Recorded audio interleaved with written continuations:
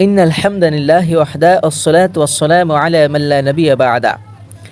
এক যুবকের আল্লাহ উপলব্ধি এই প্রসঙ্গে খুবই শিক্ষণীয় একটি ইসলামিক গল্প আজকে শেয়ার করব ইনশাআল্লাহ। ভিডিওটি শেষ পর্যন্ত দেখুন, অনেক কিছু শিখতে পারবেন ইনশাআল্লাহ। শুরু করা যাক। তারুণ্যে উদ্দীপ্ত এক যুবক বুধবার রাতে কোরআনের ক্লাসে উপস্থিত হলো। পুরো ক্লাস জুড়ে তার ওস্তাদ আমাদের নিজেদের উপলব্ধি জ্ঞান দ্বারা আল্লাহকে শুনতে পারা, সেই সাথে আল্লাহর অনুগত্য করা, এই দুই বিষয়ে বর্ণনা করলেন।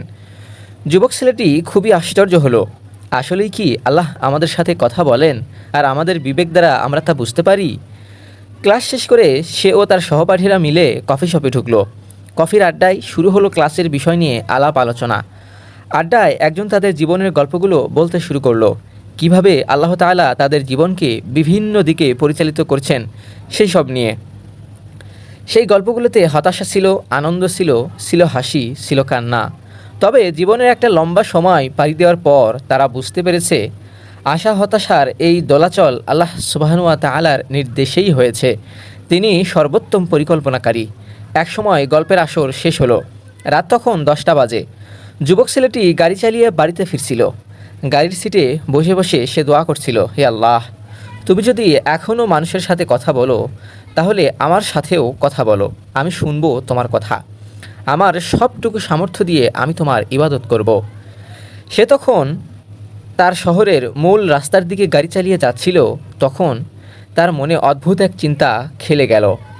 হুট করে তার ইচ্ছা করলো গাড়ি থামিয়ে 1 গ্যালন দুধ কিনবে। কিন্তু এই অদ্ভুত চিন্তা এলো কোথা থেকে? আকাশের দিকে তাকিয়ে সে চিৎকার করে বলল, ও আল্লাহ, এটা কি তোমার নির্দেশ ছিল? কিন্তু তার প্রশ্নের কোনো জবাব এলো না। চারপাশ একদম চুপচাপ, শুনশান। জবাব না আসুক, ধরে নিতে সমস্যা কি এটা আল্লাহর নির্দেশ। সে মনে মনে বলল, হে আমার রব, এই নির্দেশ যদি তোমার পক্ষ থেকেই হয়ে থাকে আমি এই দুধ কিনবই কিনব।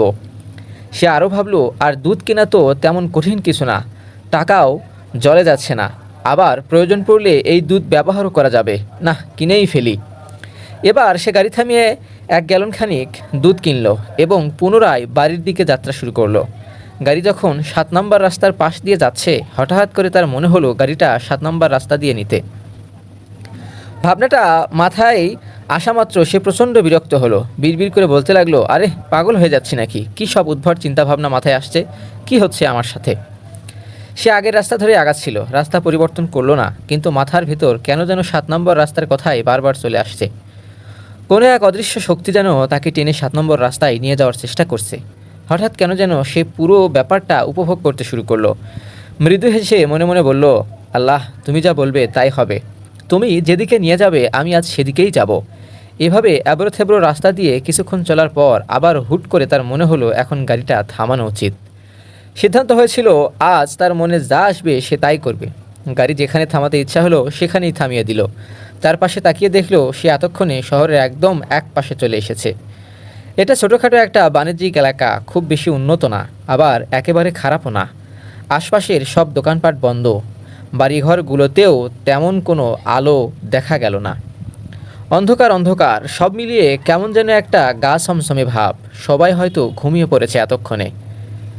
আবার মাথায় আঘাত হানলো সেই কণ্ঠস্বর, রাস্তার পাশের বাড়িটির দিকে যাও, গ্রামের লোকদের মাঝে দুধ বিলিয়ে দাও। যুবক ছেলেটা বাড়িটির দিকে তাকালো। আলোহীন সে বাড়িটা দেখে মনে হলো ভেতরে কেউ নেই, আর থাকলেও সবাই ঘুমিয়ে পড়েছে। সে দরজায় কড়া নাড়ল, আর নাড়বে কি নাড়বে না তার আগে এরকম 7-5 ভেবে গাড়িতে ফিরে এলো। গাড়ির সিটে বসে সে বলে উঠল, ও আল্লাহ, মানুষগুলি ঘুমাচ্ছে, যদি আমি তাদেরকে জাগিয়ে তুলি এরা প্রচণ্ড রেগে যাবে, আমাকে নির্বোধ ভাববে। এটা তো একটা কাণ্ডজ্ঞানহীন কাজ মনে হচ্ছে আমার কাছে। আবার কেন জানি আমার কাছে মনে হলো তার এখনই যাওয়া উচিত আর তাদেরকে দুধও দেওয়া উচিত। যা হবার হবে।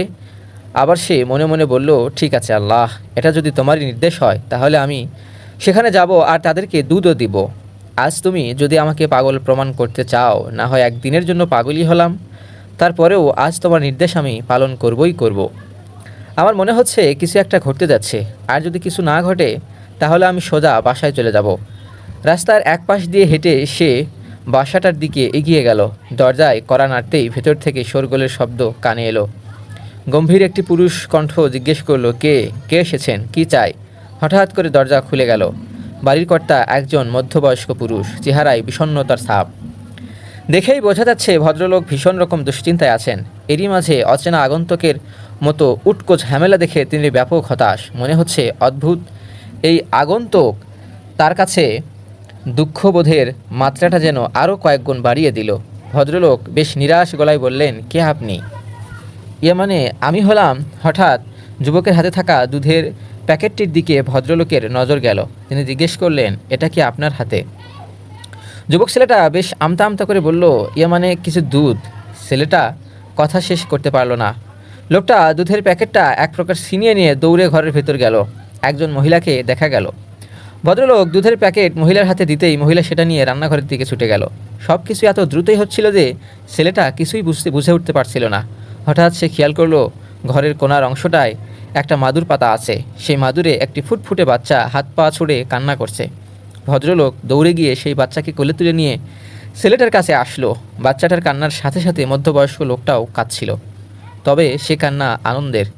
লোকটি কাঁদো কাঁদো গলায় বলল, আমরা মাত্রই দোয়া করছিলাম। ছেলেটি বলল, দোয়া কী জন্য? লোকটা শার্টের হাতায় চোখ মুছতে মুছতে বলল, আমাদের এই মাসে অনেক বড় বড় বিল দিতে হয়েছে। হাতে যা অবশিষ্ট টাকা ছিল তাও শেষ হয়ে গেছে। আমাদের সন্তানের খাবারের কোনো দুধ নেই বাড়িতে। ধার দেনায় এত পরিমাণ ডুবে আছে যে কারো কাছে কোনো সাহায্যও পাচ্ছি না। আমার মাসুম বাচ্চাটা দুধের জন্য কান্না করতে করতে প্রাণ ওষ্ঠাগত। ওর কান্না আর সহ্য করতে পারছিলাম না আমরা। আমি মাত্রই আল্লাহর কাছে দোয়া করছিলাম তিনি যেন আমাকে একটা উপায় বাতলিয়ে দেন, যেন আমরা দুধের ব্যবস্থা করতে পারি। এবার লোকটার স্ত্রীর কথা বলে উঠল, বলল, আমি আল্লাহর কাছে চেয়েছিলাম তিনি যেন কোনো ফেরেশতাকে পাঠিয়ে দেন দুধসহ। ভাই, আপনি কি ফেরেশতা? ঘটনার আকস্মিকতায় যুবকটি স্তম্ভিত হয়ে গেল। তার মুখ দিয়ে যেন কোনো কথাই বের হচ্ছে না। কি থেকে কিভাবে কি হয়ে গেল ভাবতেই যেন সে গা শিউরে উঠছে। এভাবেও আল্লাহ বান্দার ফরিয়াদ শুনেন। এতটা কাছে তিনি, এতটা। মানিব্যাগে যা টাকা ছিল সবটাই লোকটির হাতে দিয়ে বলল, আশা করি আপনার ধার দেনার কিছুটা হলেও এতে শোধ হবে। লোকটা কৃতজ্ঞ নয়নে তার দিকে তাকিয়ে থাকল।